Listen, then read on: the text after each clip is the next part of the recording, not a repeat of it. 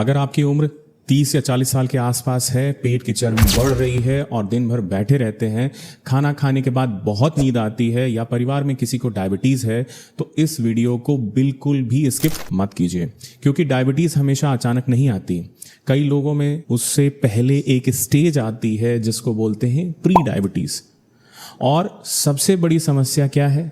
Pre diabetes में अक्सर कोई साफ सिम्टम्स नहीं होते हैं, यानी आपको लग सकता है कि आप बिल्कुल हेल्दी हैं, लेकिन आपकी ब्लड शुगर नॉर्मल से ऊपर जा चुकी है। और हो सकती है कि ये अच्छी खबर है कि इस स्टेज पे लाइफस्टाइल में सही बदलाव करके टाइप 2 डायबिटीज़ के रिस्क को काफ़ी हद तक कम किया जा सकता है। तो आज मैं आपको बताऊंगा प्री डायबिटीज़ क्या है, इसके कौन से संकेत हैं जो आपको ध्यान देने हैं, किन लोगों को टेस्ट करवाना चाहिए और डायबिटीज़ से बचने के लिए आपको कौन कौन से 7 बदलाव शुरू करने चाहिए। चलिए जानते हैं प्री डायबिटीज़ क्या है। प्री डायबिटीज़ में ब्लड शुगर नॉर्मल से ज़्यादा होता है, लेकिन अभी डायबिटीज़ की डायग्नोस्टिक रेंज तक नहीं पहुंची होती है। इसमें आमतौर पर फास्टिंग ब्लड ग्लूकोज HbA1c या कुछ सिचुएशंस में ओरल ग्लूकोज टॉलरेंस टेस्ट से पहचाना जा सकता है। और यहाँ सबसे इंपॉर्टेंट बात यह है कि प्री डायबिटीज़ में केवल सिम्टम्स को देखकर डायग्नोसिस नहीं किया जा सकता है। कई लोगों को बिल्कुल कोई भी सिम्टम नहीं होता है, इसलिए अगर आपको रिस्क फैक्टर्स ज़्यादा हैं, टेस्टिंग आपके लिए ज़्यादा इंपॉर्टेंट हो जाती है। अब हमें ध्यान देना है कि किन संकेतों और रिस्क फैक्टर्स पे आपको ज़्यादा ध्यान देना चाहिए।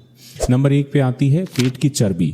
अगर आपका वेट बहुत बढ़ रहा है, खासकर पेट के आसपास फैट जमा हो रहा है, तो इससे सिर्फ एक नॉर्मल मोटापे की प्रॉब्लम मत समझिए।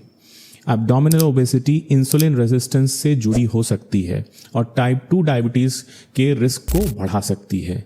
इसलिए सिर्फ वेट नहीं, आपकी वेस्ट सरकमफ्रेंस पे भी आपको ध्यान देना है। पॉइंट नंबर 2, ज़्यादा प्यास और बार बार पेशाब लगना। बहुत ज़्यादा प्यास लगना और बार बार पेशाब जाना हाई ब्लड शुगर में हो सकता है, लेकिन इसका मतलब ये नहीं है कि जिसे बार बार पेशाब आती है उसे डायबिटीज़ ही है।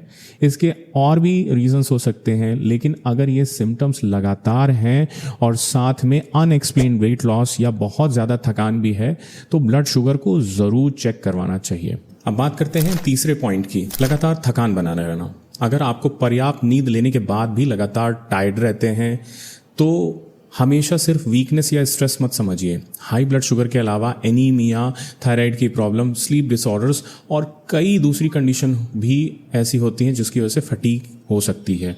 इसलिए सिर्फ थकान देखकर डायबिटीज़ का डायग्नोसिस नहीं किया जा सकता, टेस्ट ज़रूरी है। अब बात करते हैं 4th पॉइंट पे, फैमिली हिस्ट्री। अगर आपके माता पिता या भाई बहन को टाइप 2 डायबिटीज़ है, तो आपका रिस्क बढ़ सकता है।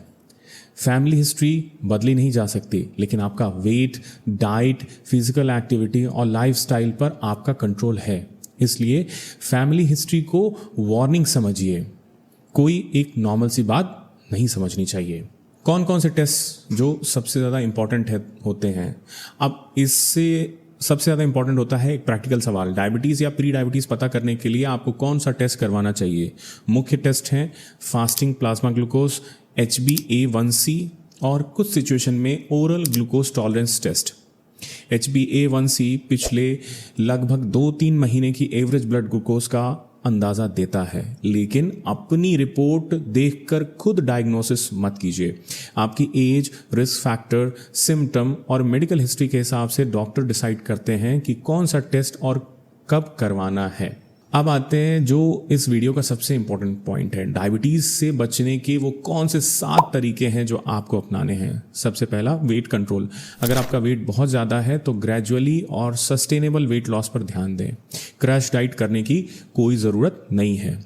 रोज़ physical activity, regular walking, cycling, swimming या फिर कोई भी एक्टिविटी जो लगातार आप कर सकें।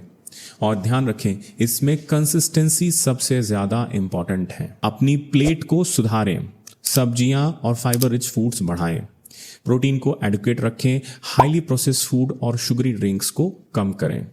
पॉइंट नंबर 4, सिर्फ मिठाई छोड़ना काफ़ी नहीं। ये एक बहुत बड़ा मिथ है कि मैं मिठाई नहीं खाता हूँ इसलिए मुझे डायबिटीज़ नहीं हो सकती। डायबिटीज़ सिर्फ मिठाई खाने से नहीं होती है। जेनेटिक्स, वेट, इनएक्टिविटी और ओवरऑल डाइट पैटर्न भी बहुत इंपॉर्टेंट है।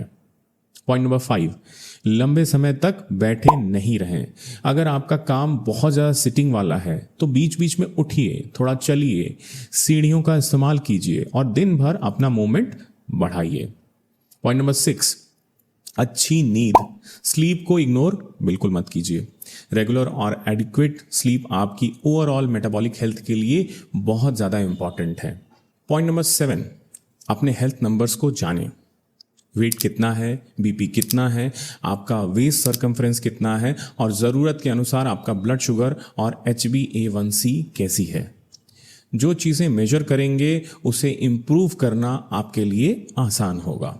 तो अब आप डायबिटीज़ से बचना चाहते हैं तो कोई भी मैजिक फूड या मैजिक ड्रिंक की तलाश मत कीजिए। डायबिटीज़ प्रिवेंशन आपकी रोज़ की छोटी छोटी हैबिट्स से शुरू होती है। आज थोड़ा ज़्यादा वॉकिंग, आज शुगर वाले ड्रिंक्स की जगह पे पानी, आज थोड़ा बेहतर खाना, आज थोड़ी कम सिटिंग और ज़रूरत पड़ने पे ब्लड टेस्ट। ये छोटे छोटे कदम लंबे समय में बड़ा फर्क ला सकते हैं। और सबसे इंपॉर्टेंट बात, प्री डायबिटीज़ अक्सर बिना किसी क्लियर सिम्टम्स की होती है। इसलिए अगर आप हाई रिस्क कैटेगरी में हैं तो सिम्टम्स का इंतज़ार मत करिए, अपने डॉक्टर से स्क्रीनिंग के बारे में बात कीजिए। Don't forget to like and subscribe.